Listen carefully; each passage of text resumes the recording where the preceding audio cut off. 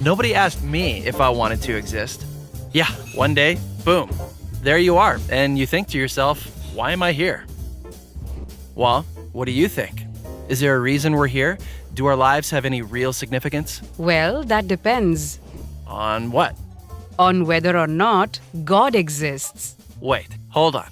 Are you saying that my life has no significance because I don't believe in God? No, not at all. I'm saying that if God doesn't exist, it doesn't matter what you believe. Our lives would have no objective meaning, value, or purpose. Many atheists themselves recognize this. If atheism is true, life is absurd. Okay, and why do they think that?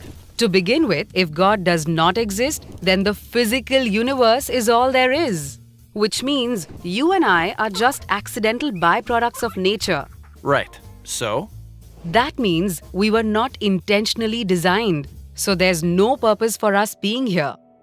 Whoa. It gets worse. If God does not exist, there is no absolute standard of moral value. You've heard of Richard Dawkins, the atheist.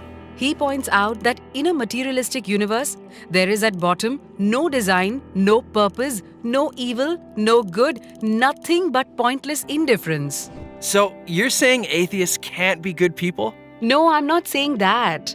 Many atheists live good lives. What I'm saying is, atheism fails to provide an objective basis for saying any particular action is good or evil.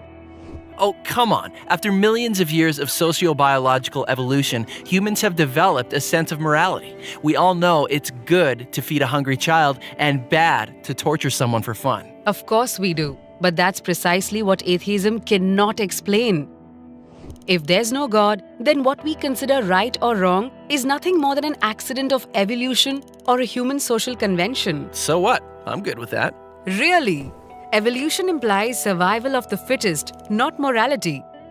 And social convention means that racism, intolerance, and cruelty are not really wrong. They just happen to be unpopular. Okay, so atheists need to come up with some objective standard for rights and wrongs. How about this? If an action leads to human flourishing, then we can say it's objectively good. And if it doesn't, it's objectively evil. But why think that human flourishing is good? Aren't you being species-centric? Why not refer instead to the flourishing of rats or cabbages? Well, And who gets to decide what contributes to human flourishing? Hitler was convinced killing millions of Jews would promote human flourishing. And Margaret Sanger thought forcing poor people to be sterilized would lead to human flourishing. As Guy Nielsen points out, pure practical reason will not take you to morality. So if atheism is true, there is no legitimate basis for saying that behaving one way is worse than behaving any other way. So it really doesn't matter how you live your life. Your day-to-day choices are meaningless. that's depressing. So if there's no God, what happens when you die? Well, nothing. You simply cease to exist. Right. So one person lives a kind, generous, thoughtful life. Another lives a horrible, violent, selfish life. It doesn't matter. In both cases, the outcome is the same: nothingness. So how can their life choices have any objective meaning? Well, it's certainly meaningful if I discover a cure for cancer or save a child's life. I agree completely. But atheism can't explain why. Scientists predict that eventually the whole universe and mankind with it will die out. So everything comes to nothing. That's why atheist Bertrand Russell says we must build our lives on the firm foundation of despair. No thanks. I'd rather live a happy life. You're not alone.